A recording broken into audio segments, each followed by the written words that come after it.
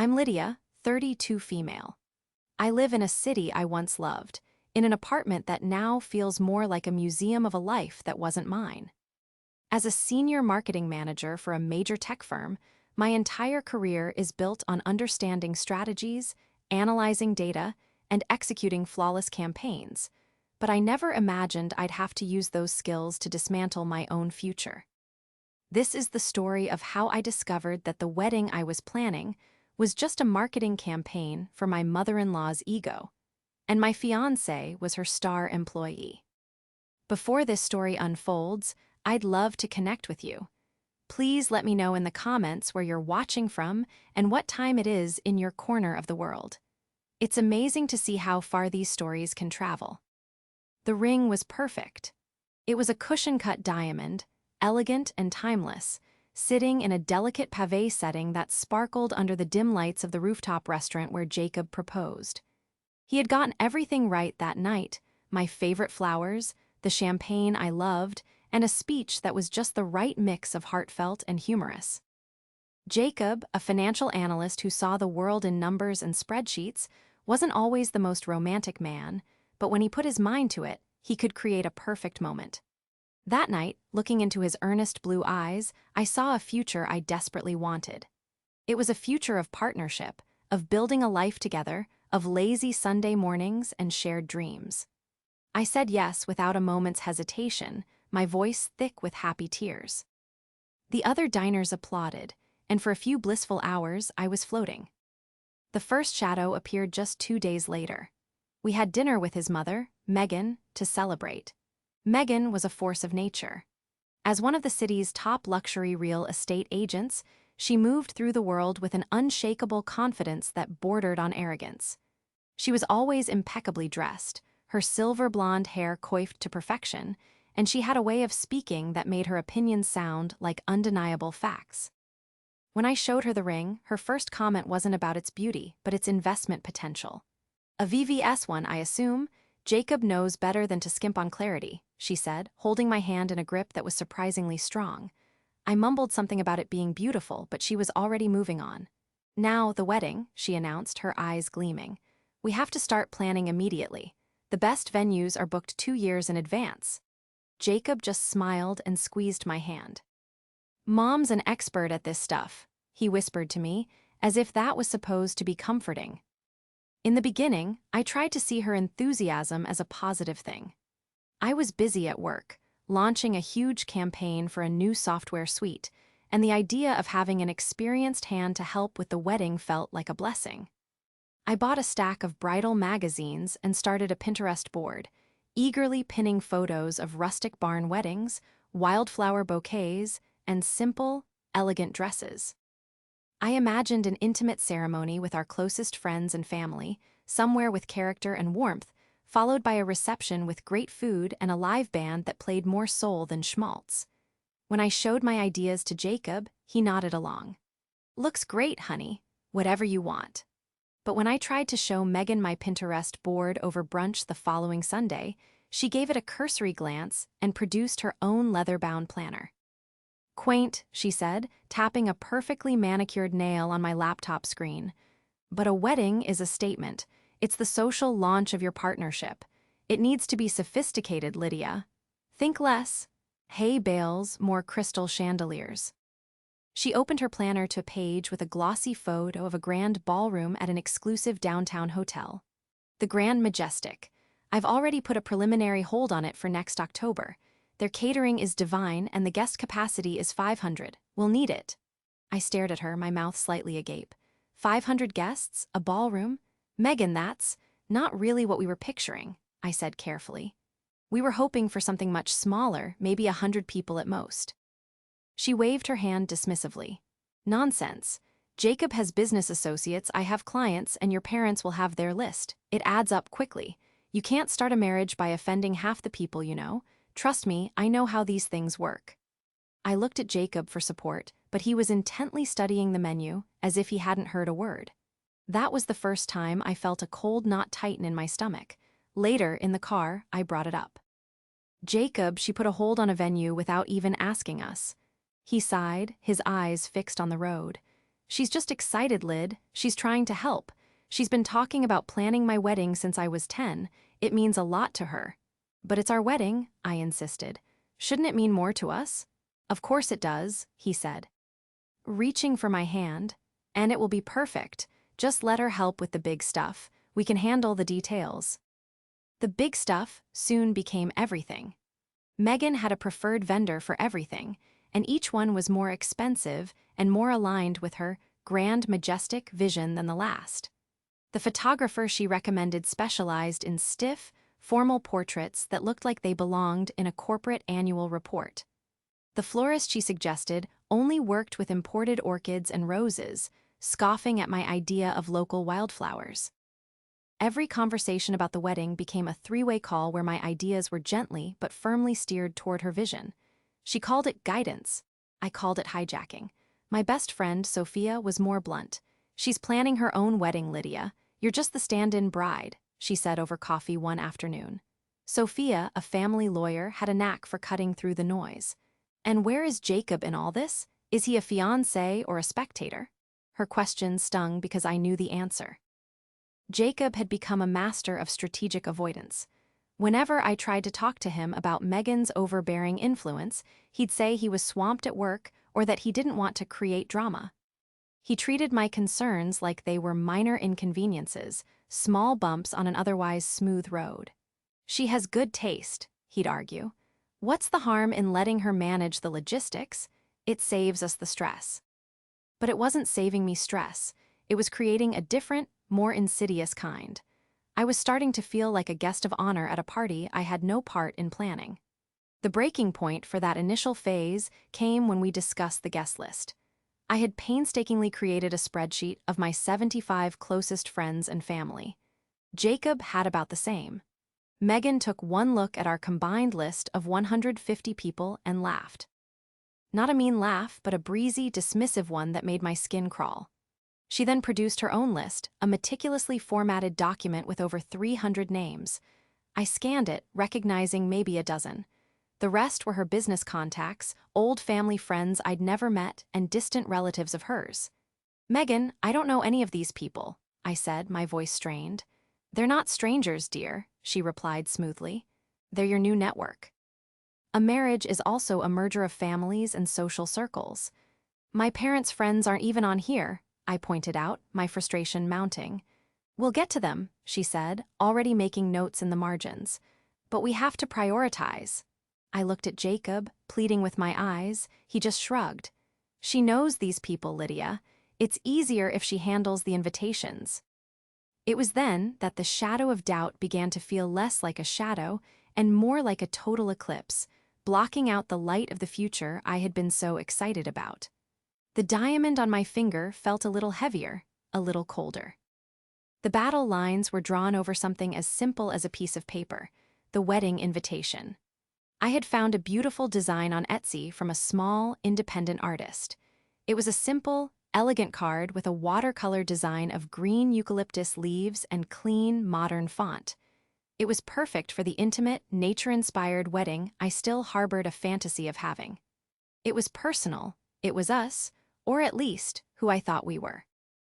I showed the design to Jacob one evening, my heart full of a fragile hope that this was one small detail I could claim as my own. It's nice, he said, his eyes barely leaving the stock market report on his tablet. Really clean, I like it. Emboldened, I told him I was going to order a sample. That was my mistake. I should have just ordered them and presented it as a done deal. Instead, I allowed an opening for Megan. The next day, Jacob casually mentioned to her that I had found invitations I liked. Her reaction was immediate. She called me within the hour. Lydia, darling, she began, her voice dripping with faux sweetness. Jacob mentioned your little Etsy project. It's a sweet thought, but we need to project a certain image. An online template simply won't do. She informed me that she had already scheduled an appointment with a bespoke stationer downtown, a place called the Gilded Quill, where invitations were apparently handcrafted on paper made from unicorn tears and cost more than my first car. I felt a surge of defiance. No, Megan, I said, my voice firmer than I intended. I've already chosen the invitations. Jacob and I both love them. There was a cold silence on the other end of the line. Jacob loves them. She repeated, her tone laced with disbelief. I'll have to discuss that with him. We need a unified front. The conversation ended there, but I felt a sense of dread creep over me. Later that night, Jacob came home looking tense. He didn't kiss me hello, he just put his briefcase down and loosened his tie.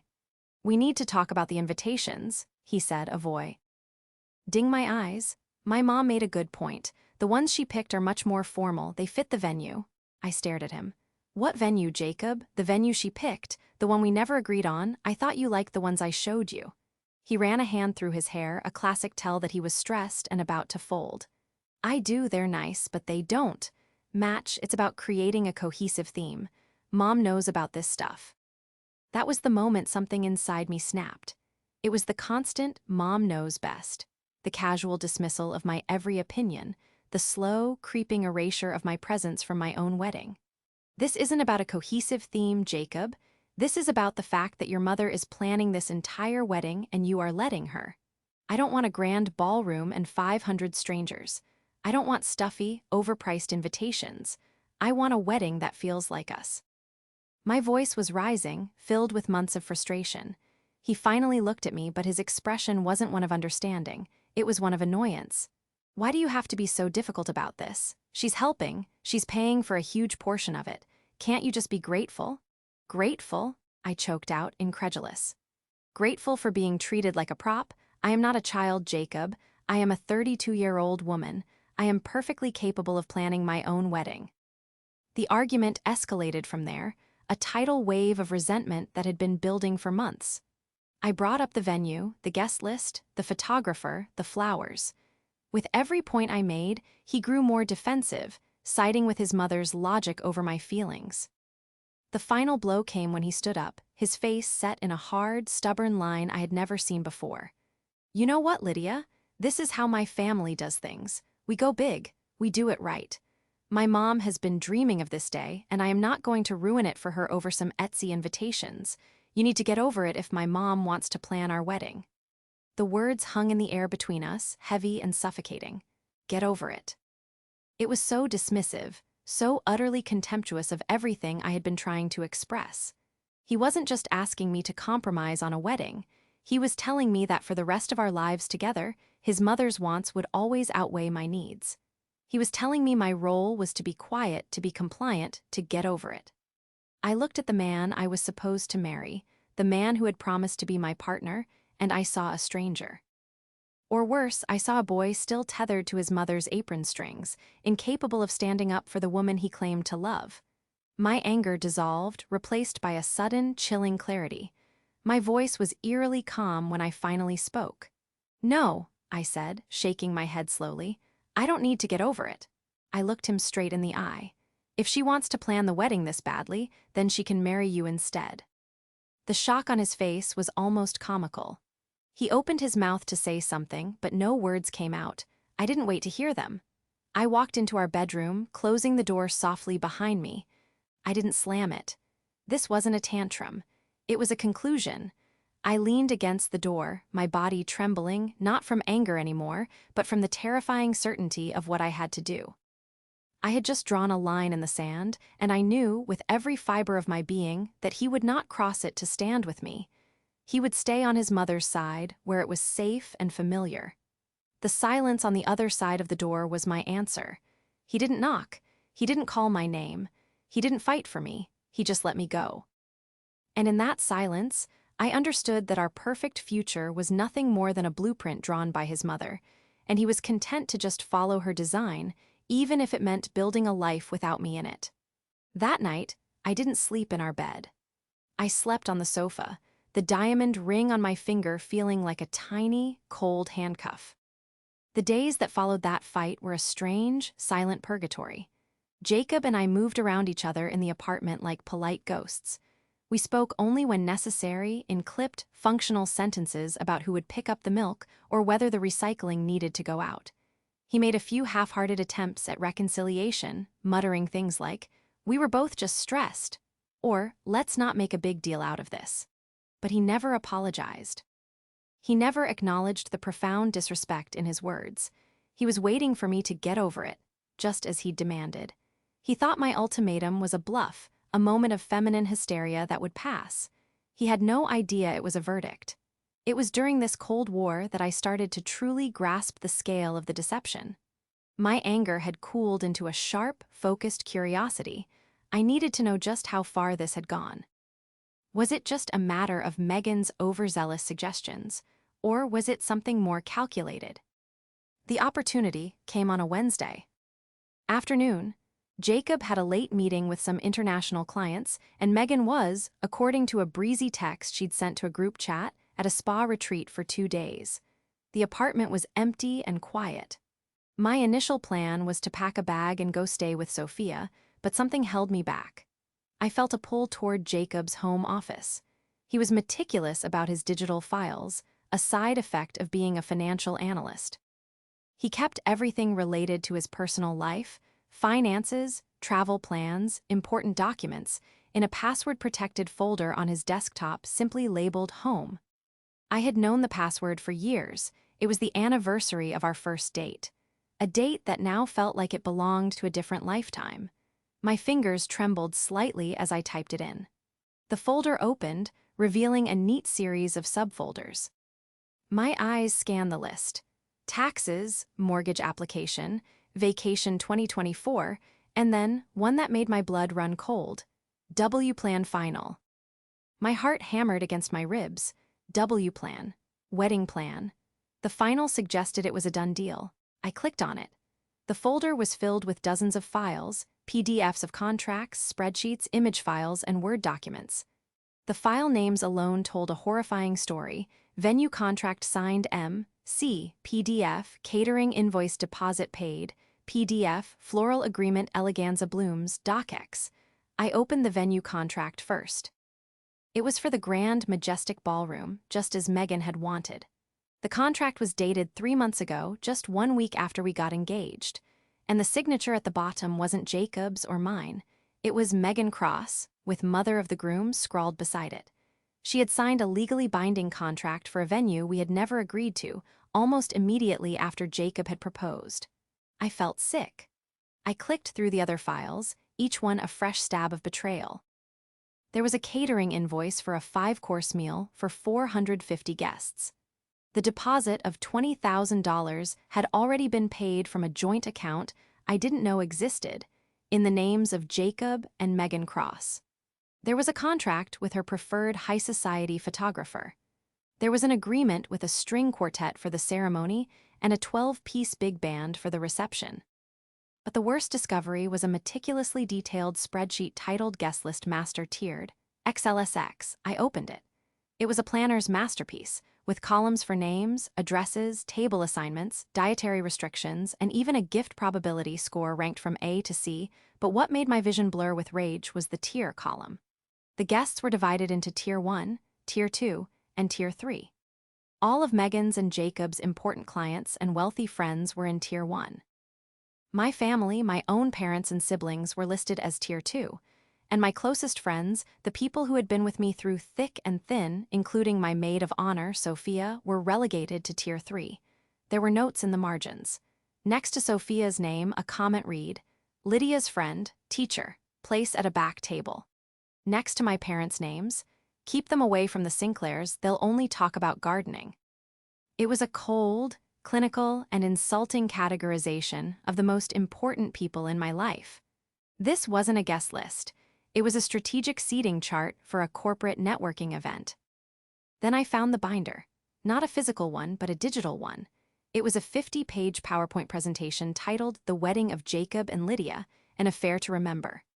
The first slide was a professionally designed monogram with the letters J and M. My initial was nowhere to be found. As I clicked through the slides, I saw an entire wedding, planned from start to finish, without a single shred of my input. The color scheme was a gaudy gold and cream. The theme was old Hollywood glamour. There were photos of the bridesmaids' dresses she had selected, hideous, shimmering gold gowns that would make my friends look like Oscar statues. There was a slide for the cake, a 7-tiered monstrosity adorned with gold leaf and sugar flowers. There was even a slide titled The Bride's Look, featuring a photo of a supermodel in a tight, mermaid-style gown covered in sequins. It was the exact opposite of the simple, A-line dress I had dreamed of. Every page was a testament to her ego. It was Megan's dream wedding, not mine. The final slide was a mood board for the honeymoon, a 2-week cruise through the Mediterranean on a luxury liner known for its elderly clientele and formal dinners. I hated cruises. I had always told Jacob my dream was to hike through Patagonia. I sat there in the silence of the office, the glow of the monitor illuminating my stunned face. This wasn't just an overbearing mother-in-law. This was a conspiracy. Jacob had known, he must have known. The joint bank account, the signed contracts, he was complicit in all of it. He had been lying to me for months, letting me pin photos to my Pinterest board and look at Etsy invitations, all while in the background, a completely different wedding was being bought and paid for. He wasn't just avoiding conflict, he was actively deceiving me. The whole thing was a sham, our engagement, the wedding planning. It was all a performance to keep me placid and compliant until it was too late to back out. The love and partnership I thought we were building was an illusion. I was just a key component in a grand event Megan was producing, and her son was the willing co-producer. The feeling of betrayal was so profound it was physical. It felt like a stone in my stomach, cold and heavy. I carefully copied the entire W-Plan final folder onto a flash drive, my movements calm and deliberate. The time for emotion was over. Now, it was time for strategy. Armed with the digital binder of lies on a small, unassuming flash drive, my mission shifted. It was no longer about saving my relationship or salvaging the wedding. It was about confirming the depth of the deception and arming myself with irrefutable proof. I needed to know exactly what had been said and done in my name. Sophia, with her legal mind and unwavering loyalty, was my first and only call. I went to her apartment that night, the flash drive clutched in my hand like a talisman. As she plugged it into her laptop and we scrolled through the files together, her expression morphed from concern to disbelief, and finally to pure, cold fury on my behalf. "Lydia, this is a hostile takeover of your life," she said, her voice low. "The joint account without your knowledge is a massive red flag. The signed contracts. He has been gaslighting you for months." As a lawyer, she immediately saw it not just as a personal betrayal, but as a series of calculated, deceptive actions. "You need to be smart about this," she advised, her tone shifting from friend to professional. "Don't confront them yet. Gather more information. Find out how much they're on the hook for. Every bit of knowledge is leverage." Her advice solidified my resolve. The next morning, I began what I internally called Operation Due Diligence. I started with the vendors. My job as a marketing manager had made me an expert at adopting different personas over the phone, and I put those skills to use. My first call was to the grand, majestic ballroom. I dialed the events department, my voice bright and cheerful. "Hi there," I chirped. "I'm just calling to confirm a few details for the Cross wedding next October." "This is Lydia, the bride." The events coordinator, a woman named Patricia, sounded warm and accommodating. "Of course, Lydia, it's lovely to finally speak with you. Your future mother-in-law has been an absolute dynamo to work with. She has such a clear vision." "Oh, she's amazing," I lied smoothly. "I just had a quick question about the menu we selected. Megan mentioned she'd finalized it, but I seem to have misplaced the final copy."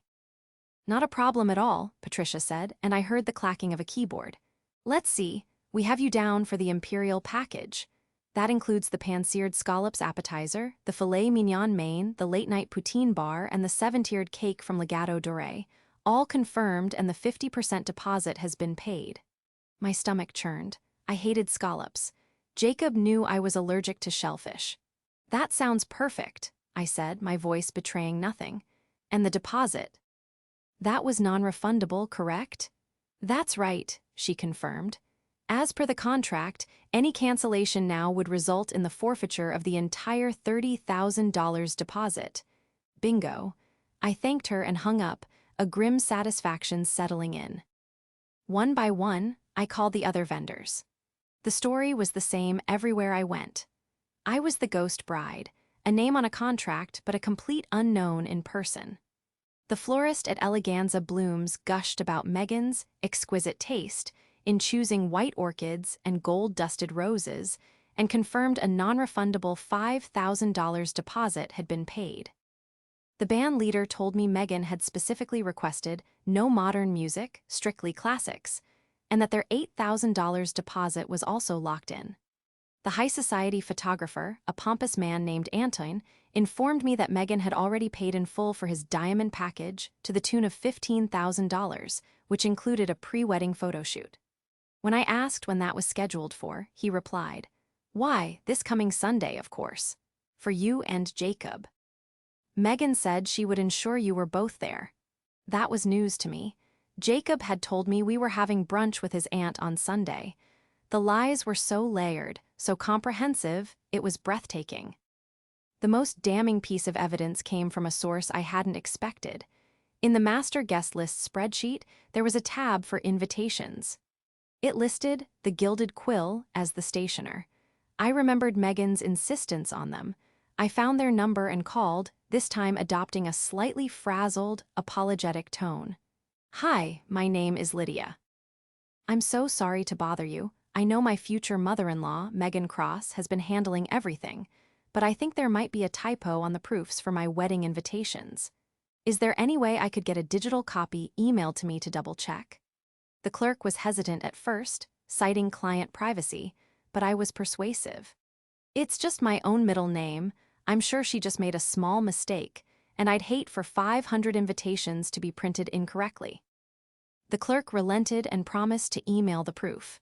10 minutes later, it landed in my inbox. I opened the PDF, and my breath caught in my throat. It was a thick, cream-colored card with ornate gold calligraphy. It read, "Mrs. Megan Cross requests the honor of your presence at the marriage of her son, Jack. Ob Anthony Cross to Lydia Rose Miller." It was her invitation. She was the one hosting, the one presenting us. My parents, who had offered to contribute significantly, weren't even mentioned.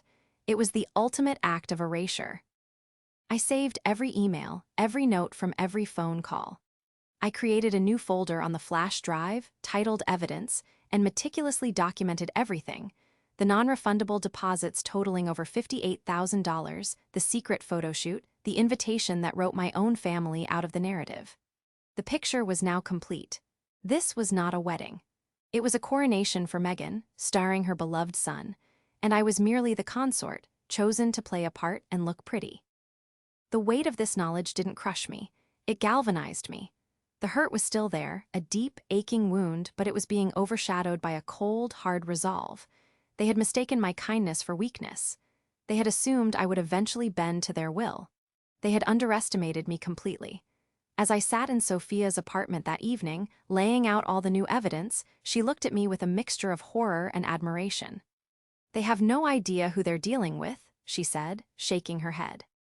"So, what's the plan? A dramatic confrontation? A tearful exposé at the fake photo shoot?" I shook my head. "No," I said, a slow, determined smile spreading across my face. "Nothing so theatrical. My campaign is going to be quiet, efficient, and devastating. They wanted to produce an event. Fine, but they're about to find out what happens when the star of the show cancels her contract." With the full scope of the betrayal laid bare, my mind, trained in marketing strategy, shifted into execution mode. The objective was no longer to win an argument or prove a point. The objective was a clean, swift, and total extraction from this toxic situation. The product, my future with Jacob, had been proven fraudulent. It was time to pull it from the market. The first and most crucial step happened almost by chance, a serendipitous email that felt like a sign from the universe. 2 months prior, before the wedding planning had descended into a complete nightmare, I had been headhunted by a rival tech company based in a city 3 states away. They were a smaller, more innovative firm, and the role they offered was a step up: Vice President of Marketing. The offer was incredibly generous, but at the time, I had turned it down. My life was here. My future was with Jacob. I had politely told the recruiter, a woman named Diana, that I was committed to my current role and life in the city. Now, everything had changed. On a whim, I found Diana's email and drafted a message. I was direct and honest, without being overly emotional.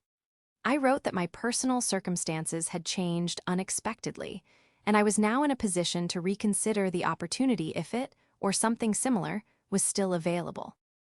I told her I was highly motivated and could relocate at a moment's notice. I hit send before I could second-guess myself, my heart pounding with a mixture of terror and exhilaration. To my astonishment, Diana replied in less than an hour. "Lydia," her email began, "your timing is impeccable. The candidate we hired didn't work out, and we were just about to restart the search. The position is yours if you still want it. We can even sweeten the deal to facilitate a quick move." She laid out an even better offer: a higher salary, a significant signing bonus, and a full-service relocation package. They would handle everything: the movers, the temporary housing, the works. It was a golden ticket, a pre-packaged escape plan. I accepted on the spot. We had a brief video call, and I signed the digital contract that same afternoon. My start date was in 2 weeks. The timeline was aggressive, but that's what I wanted. No time for second thoughts. No time for drawn-out goodbyes. With my professional escape secured, I turned to the personal logistics. Sophia, ever the practical lawyer, helped me map it out like a legal case. "First, financials," she said, scribbling on a notepad. "You need to separate everything. Do you have a joint bank account with him?" "Just one," I replied. "The one we use for rent and shared bills. My salary goes into my personal account." "Good," she said. "Tomorrow, go to the bank. Calculate exactly what you've contributed to that joint account for upcoming bills, like the last month's rent. Leave that amount in there and withdraw the rest. Transfer it to your personal account and then open a new account at a different bank. We don't want him having any access or visibility." Next on the list was the apartment. We were both on the lease, which was up for renewal in 3 months. Sophia read through the lease agreement. "There's an early termination clause," she noted. "You'll forfeit the security deposit, but you can get your name off it with 30 days notice to the landlord and the other leaseholder. It's clean." The P. Lan was simple. I would use the relocation company provided by my new job. They would be discreet and professional. I would schedule them to come on a weekday while Jacob was at the office. I would pack only my personal belongings: my clothes, my books, my art, the furniture I had brought into the relationship. Anything we had purchased together, I would leave behind. I didn't want any of it. It was all tainted. The next 10 days were a masterclass in covert operations. To Jacob, I was contrite and withdrawn. I let him believe his silent treatment was working, that I was slowly getting over it. I was quiet and compliant, which he mistook for surrender. When he reminded me about the brunch with his aunt on Sunday, I just nodded and said, "Okay."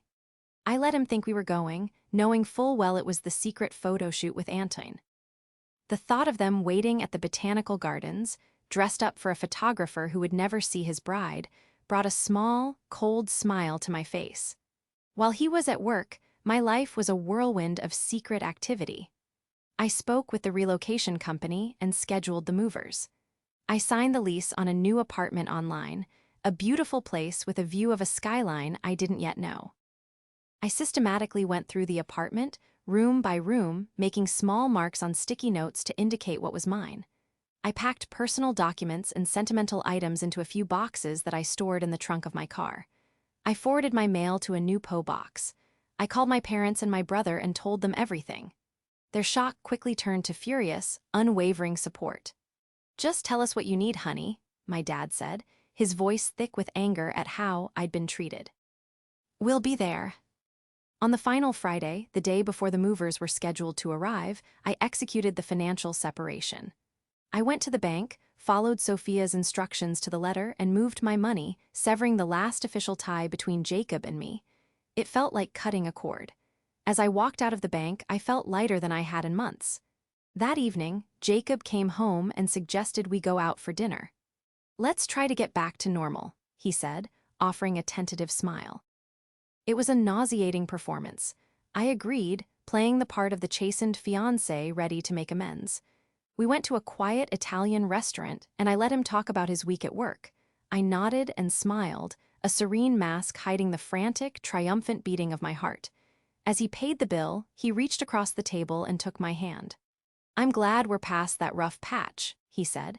I knew you'd see it was for the best. I just looked at him, at the man who had lied to my face for months, who was still lying to me now, and I felt nothing but a profound, empty pity. He had no idea he was having a farewell dinner. He thought he had won. He was about to find out just how much he had lost. Saturday morning dawned bright and clear, the kind of beautiful autumn day that felt like a mockery given the clandestine operation about to unfold. Jacob left early, around 8 a.m., for his weekly golf game with his father, a ritual as predictable as the sunrise. It was one of the many habits I knew so well, habits I was now using against him. He kissed my forehead on his way out, a casual, possessive gesture. "See you this afternoon, honey," he said. "Don't forget we have brunch with Aunt Carol tomorrow." "I won't," I replied, my voice steady. The moment the front door clicked shut, my entire demeanor changed. I was no longer the quiet, subdued fiancé. I was a general commanding a strategic retreat. I made a quick call. "He's gone, we're a go." The relocation team, a crew of 3 efficient and discreet professionals, arrived exactly at 9 a.m. in an unmarked white truck. I had already staged my boxes near the door. For the next 4 hours, we worked with quiet, focused energy. They expertly disassembled my desk, wrapped my paintings, and carefully moved the furniture that had belonged to me long before Jacob was in the picture. The apartment slowly began to empty, creating echoes where there used to be clutter. With every item that was carried out the door, I felt a layer of the past year being stripped away. The crew was incredible. They worked without judgment, their professionalism a calming balm on my frayed nerves. While they worked, I did a final sweep of the apartment. I gathered my toiletries from the bathroom, took my photos off the fridge, and cleared my files from the desktop of our shared home computer, deleting my user profile entirely. I was erasing myself from this life, piece by piece. I left the things we had bought together, the oversized leather sofa he loved, the 70-inch television he had to have for football season, the kitchen appliances we'd picked out at a department store. They were monuments to a shared life that had been a lie, and I wanted no part of them. By 1 p.m., the movers were finished. The truck was loaded with the entire contents of my independent life. My car was packed with my suitcases and a box of irreplaceable sentimental items. The apartment looked stark and hollow. The spaces where my furniture used to be were glaringly empty, like missing teeth in a smile. The lead mover handed me the final paperwork. "We'll meet you at the new address on Tuesday morning," he said with a respectful nod. I thanked them, and as their truck pulled away, I was left alone in the shell of my old life for the last time. My final act was the most symbolic. I walked into the kitchen and opened the drawer where I kept my jewelry box. I took out the beautiful cushion-cut diamond ring, the one that had once represented so much hope. It looked different now. It was no longer a symbol of love and commitment, but a token of a fraudulent transaction. I took off the ring and placed it squarely in the center of the cold, granite kitchen island. It sat there, sparkling under the recessed lighting, a lonely, brilliant star in a vast, empty space. This was where he would see it. There would be no ambiguity, no room for argument or negotiation. It was a statement, clear and final. I took out my phone and snapped a single, high-resolution photo of the ring sitting on the counter.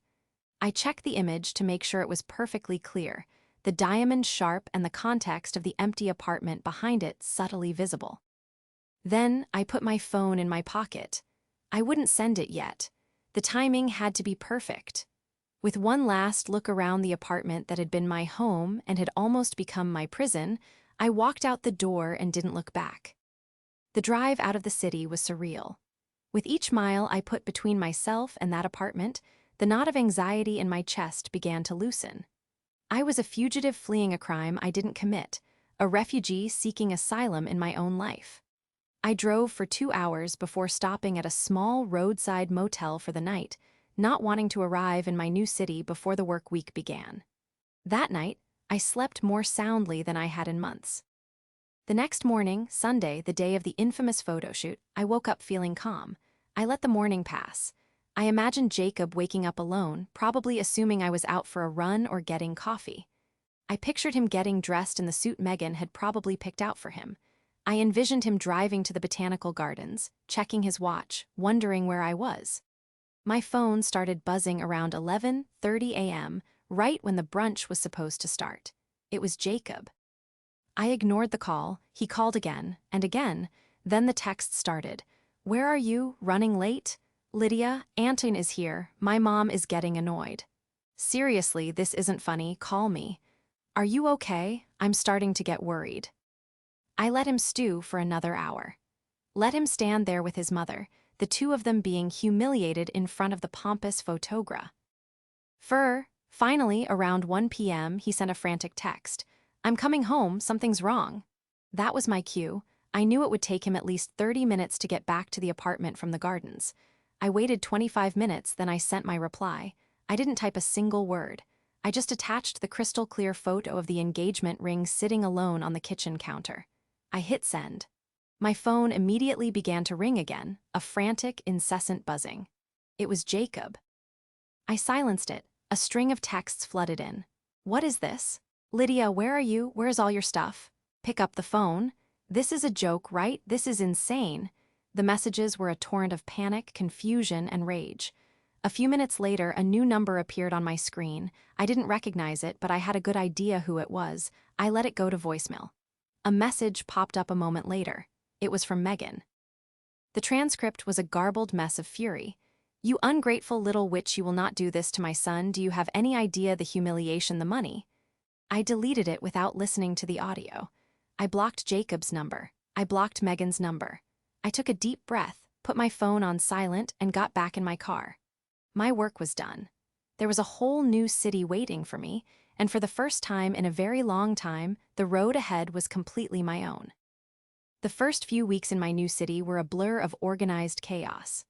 The movers arrived on Tuesday as promised, and my new apartment, which had felt like a theoretical concept when I signed the lease online, slowly transformed into a home. As I unpacked my books and hung my art on the walls, I felt a sense of ownership I hadn't realized was missing for the past year.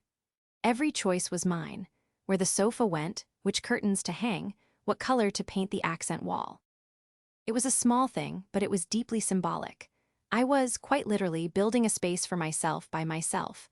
My new job was both demanding and exhilarating. The company culture was vibrant and collaborative, a stark contrast to the more rigid corporate environment I had left behind. My new colleagues were brilliant and welcoming, and I threw myself into the work with a passion I hadn't felt in years. I was no longer just a senior manager. I was the vice president of marketing. I was leading a team, shaping brand strategy, and making decisions that mattered. The role was a perfect fit, and the confidence I gained in the boardroom began to bleed into my personal life. I was rediscovering the capable, decisive woman who had gotten lost somewhere between choosing floral arrangements and placating her future mother-in-law. Of course, the fallout from my departure didn't just disappear. Through a mutual friend who I had sworn to secrecy but who occasionally provided intel, I heard bits and pieces of the aftermath. Jacob apparently had been a complete wreck. He had spent weeks trying to contact me, leaving desperate voicemails on my parents' phones and sending long, rambling emails to my old work address, which were, of course, never delivered. He didn't understand how I could just throw everything away. From his perspective, I had detonated our lives over a silly argument about invitations. He was either incapable of or unwilling to see the profound and systematic betrayal he had been a part of. He never once, in any of his second-hand messages, took responsibility for his role in the deception. It was always about how I had overreacted, how I had been unfair. Hearing this only solidified the correctness of my decision. You can't build a future with someone who refuses to see the truth. The real spectacle, however, was Megan. According to the reports, she had been apoplectic. Her fury was not that of a mother whose son had been hurt. It was the fury of a producer whose blockbuster event had been canceled by an unruly star. She was incandescent with rage over the public humiliation and, more practically, the massive financial loss. She had apparently tried to recoup some of the non-refundable deposits, bullying and threatening the vendors, but the contracts she had so eagerly signed were ironclad. She was out nearly $60,000 of her own money. Her grand social statement, an affair to remember, had become a costly affair to forget. The wedding was, of course, called off. There was no polite postponement announcement. Given that Megan had already sent out her Tier 1 save-the-dates, she had to make a slew of humiliating phone calls explaining that the wedding was off. The story she spun was that I was an unstable, flighty woman who had gotten cold feet. But Sophia, my brilliant friend, had preemptively done some quiet networking. As a lawyer, she knew a lot of people. She made sure a few key gossips in the right circles heard a more accurate, albeit discreet, version of events, one that involved a secret wedding binder and a bride who had been completely shut out of her own life. So, the narrative shifted from poor Jacob and Megan, jilted by a runaway bride, to a more whispered, intriguing story of a mother-in-law's overreach and a bride who had the courage to walk away. Megan's attempt to paint me as the villain had backfired, instead casting a harsh light on her own controlling nature. A couple of months after I left, a package arrived at my new office. It was from Jacob. My security-conscious receptionist almost didn't let it through, but I recognized his handwriting on the label. Inside was a box containing a few of the sentimental items I had left behind, a framed photo from our first trip, a silly souvenir mug. Beneath them was a long, handwritten letter. I almost threw it away, but my curiosity got the better of me. I read it. It was 10 pages of self-pity, confusion, and blame, masquerading as an apology. He wrote that he loved me, that he was lost without me, that his mother was just trying to give us the best. He ended by begging for another chance, asking me to come back so we could start over, just the two of us. The letter felt like it was from a different world. He still didn't get it. He was sorry I was gone, but he wasn't sorry for why I was gone. I folded the letter, put it back in the box, and left the entire thing by the office recycling bin. I didn't need those mementos anymore. I was busy making new ones. It's been a year now. Life is good. It's more than good, it's authentic. I've built a real community here. I have friends I go hiking with on weekends. I've joined a book club. I'm dating someone new, a kind, funny architect who asks for my opinion on everything from which movie to see to where we should go for dinner. It's a partnership, easy and respectful.